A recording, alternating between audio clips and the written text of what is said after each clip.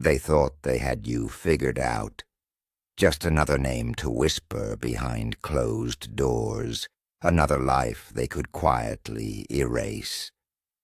They labeled you, boxed you in, convinced themselves you were too loud, too wild, too much to ever be a real threat.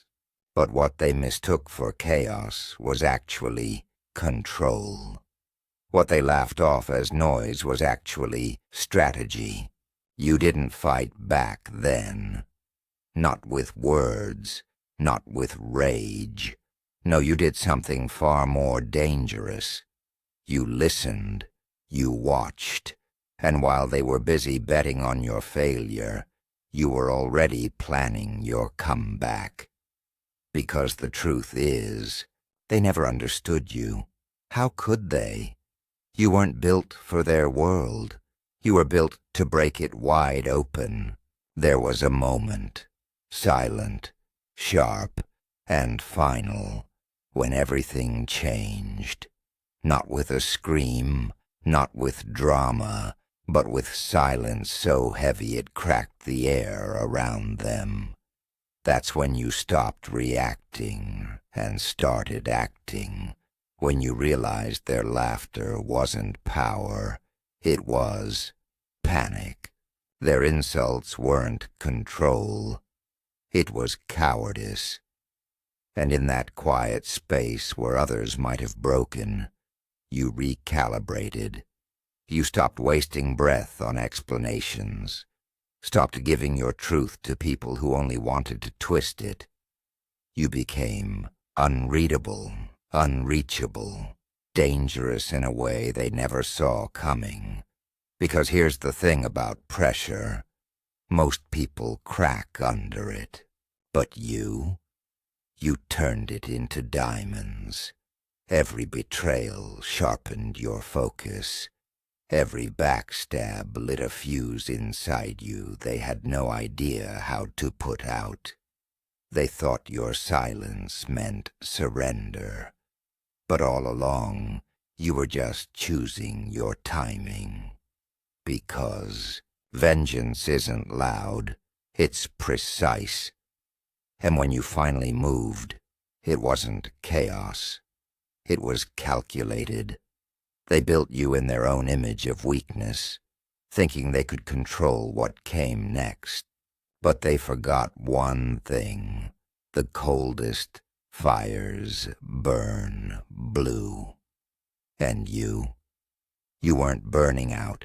You were just getting started. Pain used to feel like a weight dragging you under, like every betrayal, every cold stare, every backstab was another chain wrapped around your ribs, pulling you deeper into silence.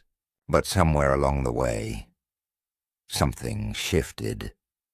You stopped seeing the damage they did as a death sentence and started seeing it as a blueprint. Every wound became a map, every scar a weapon. You didn't just survive. You reassembled yourself with purpose. Not the soft kind either. The kind that makes people nervous. The kind that turns rage into rhythm, agony into armor, and silence into strategy. They thought they broke you, but what they really did was hand you the pieces. And you built something they couldn't control, something wilder, darker, unapologetically sharp. You learned how to wear pain like a second skin, how to let it fuel you instead of bury you.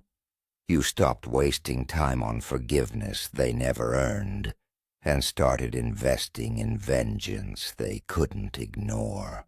And the scariest part for them, you didn't scream it from the rooftops.